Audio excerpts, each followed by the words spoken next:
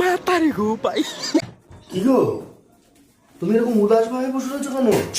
কি গো কি হয়েছে দেখি? রিয়ার বাবা মারা গেছে। এ বাবা, এ তো খুব বাজে ব্যাপার। ও লিলু মতলো রে। আমাকে 5,000 টাকা দাও, আমি ওদের বাড়িতে যাবো, ওদের আর ইনকাম করার কেউ নেই।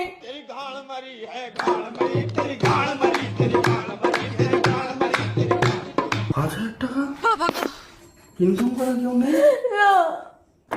দাদা কি হয়েছে? আমিও যাবো। তুমিও যাবা? হ্যাঁ। তো তুমি এই ড্রেস পরে যাবে? একজন মারা গেছে, এটা মরা বাড়িতে যাবে, যেরকম ড্রেস পরতে হয় সেরকম ড্রেস পরে আসো। দাদা মাতারি গো ভাই।